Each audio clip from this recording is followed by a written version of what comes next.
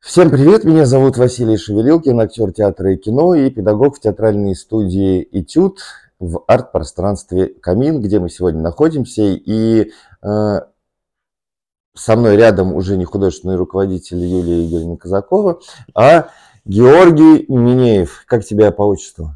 Евгеньевич. Евгеньевич. Евгеньевич, с тобой на «вы», на «ты», по отчеству. Как вам удобно, Василий Владимирович? Мне Да?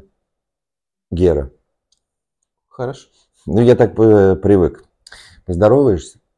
Да, всем привет. Меня зовут Минеев Георгий, мне 19 лет. Это не кастинг, беседа. Беседа у камина. И не визитка. И не визитка. Да. Ну ладно. Да. Ты сегодня будешь в образе или все-таки снимешь очки? Да, сниму очки. Расскажи, почему люди начинают перед тем, как включается камера, почему надевают очки и сразу как-то впадают в образ? У меня это потому, что у меня синяки под глазами. Да, очень часто. Ну, ты же понимаешь, да, я специально вот этот свет немножко направил, чтобы это... Да, это очень было немножко, мило с вашей стороны. чтобы было, понимаешь, как-то все лицо как-то было фиолетовым. Да и в очках поприкольнее представляться просто. Понятно. Так, скажи мне, как тебя занесло в театральную студию «Этюд»? Это было в классе в начале второго класса. Меня отправили в огромное множество всяких кружков, начиная от карате, заканчивая теннисом. Все пробовал, все потихонечку вроде как нравилось, но потом резко разонравилось. Потом во втором классе меня отправляют в театральную студию, и там я знакомлюсь с очень прекрасными людьми, начинаю заниматься делом, которое мне интересно, нравится, вливаюсь в коллектив, и начинается вот моя карьера тут. Угу. Смотри, ты говоришь, что тебя отправляют.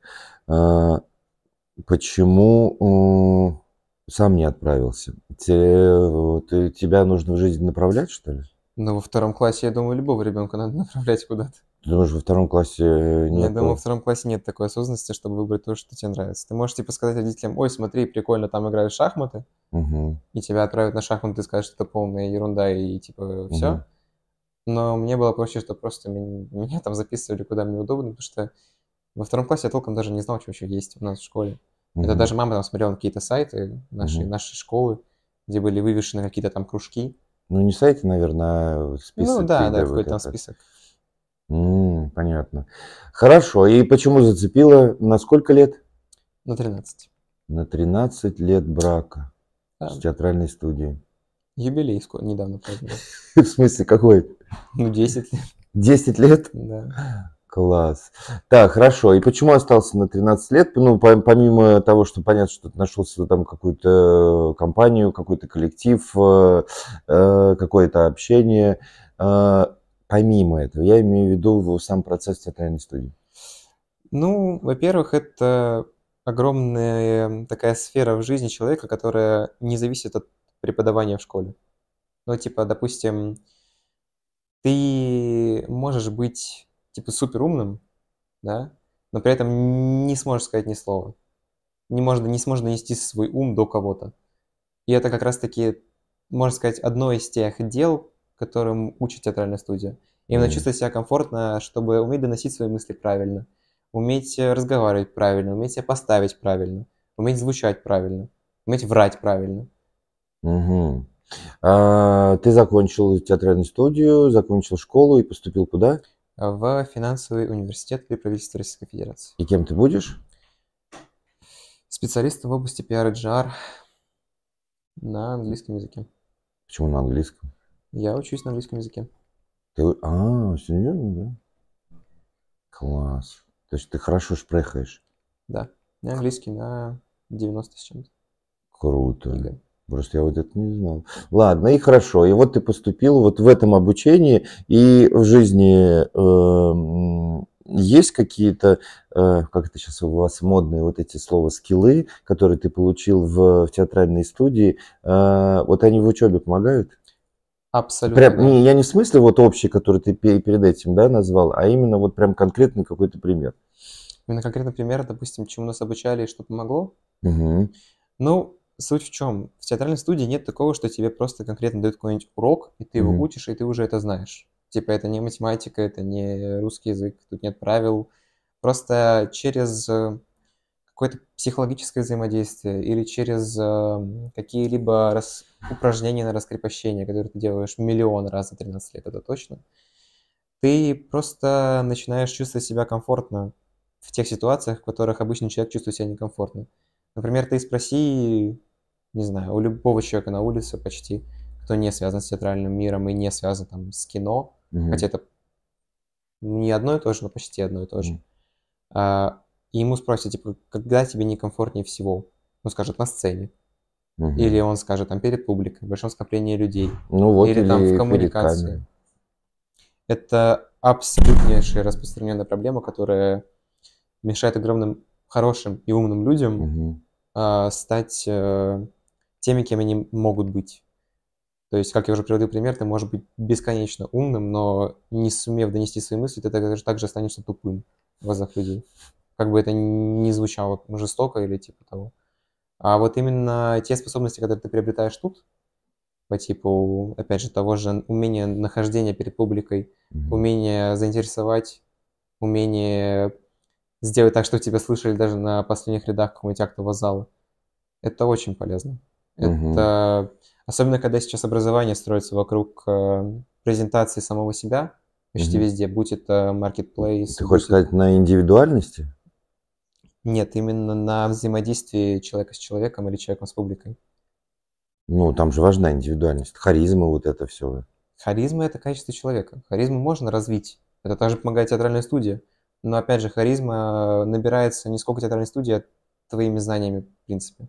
Это, опять же, все это очень связано. Твоя начитанность, твоя заинтересованность в том, чтобы тебя поняли, и вот это вот все, это очень связано с тем, чтобы уметь преподать себя. Преподнести. Преподнести, да, спасибо. А сколько ты книг прочитал? Это был очень каверзный вопрос. Ну, ты говоришь, ну, сколько ты читаешь книги? Я не считаю себя очень харизматичным человеком. Ну, объективно. То есть ты хочешь сказать, что ты не читал книги? Я за свою жизнь прочитал «Попугая Кешу» и Библию. Класс. Ну, слушай. Одно ради прикола, а другое, потому что мне было реально интересно. Догадайтесь, вот что? Видишь, 2 книги прочитала, а умеешь же говорить. Умею говорить. Не без помощи вас, конечно же. Спасибо, спасибо. Актера театра кино Василия Шевелилкина, который преподавал нас речи пластику на протяжении 5 лет. 5, да? Да. Ну, с 8 класса, получается. Да. Ну, как, с 8? Ну, 4, наверное. Ну, еще 2 курса.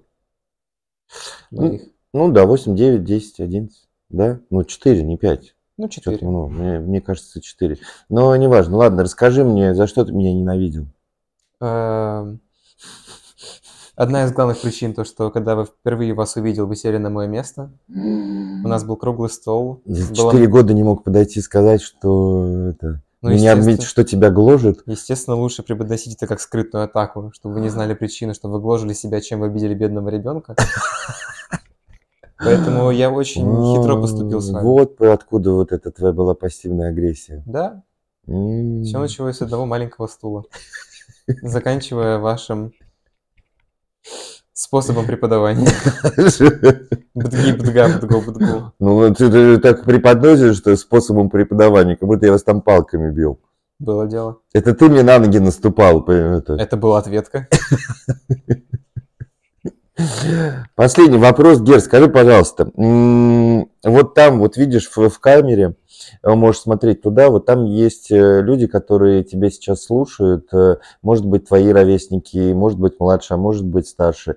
Вот кого бы ты вычленил прям вот конкретного такого, ну, как бы образ человека, кому театральная студия прям вот необходима, и что бы ты ему бы сказал? Люди, которые боятся находиться в общественных местах, перед публикой, вот твой слушатель. на сцене. Люди, которым тяжело, в принципе, в жизни, не знаю, в плане общения с кем-либо. Если у вас какая-то замкнутость, закрепощенность, это не ваша проблема изначально, которую нельзя поправить. Все это спокойно исправляется, улучшается. Даже вот мы говорили про харизму. Это можно сделать настолько просто, если вы просто... Тавтология?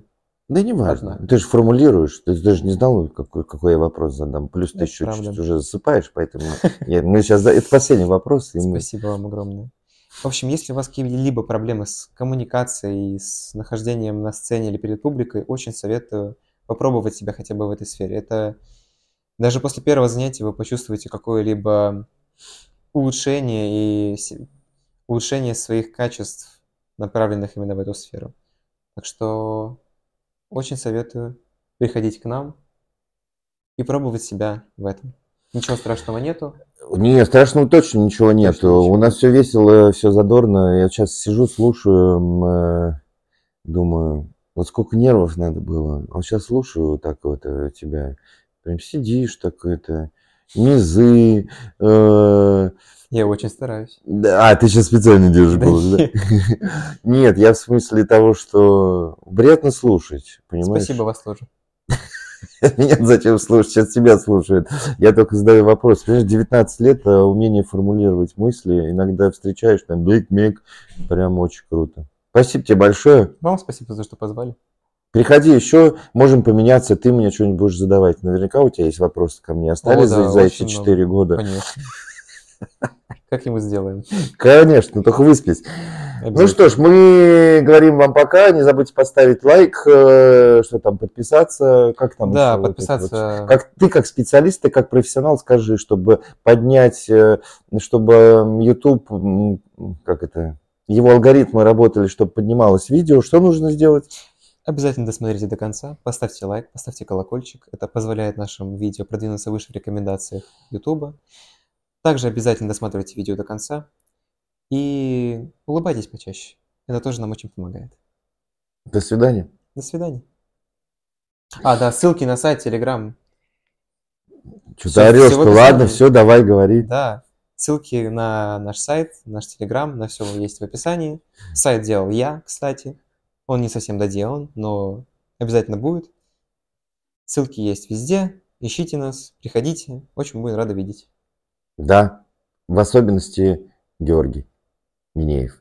Если спать не буду. Всем пока. Да, всем пока.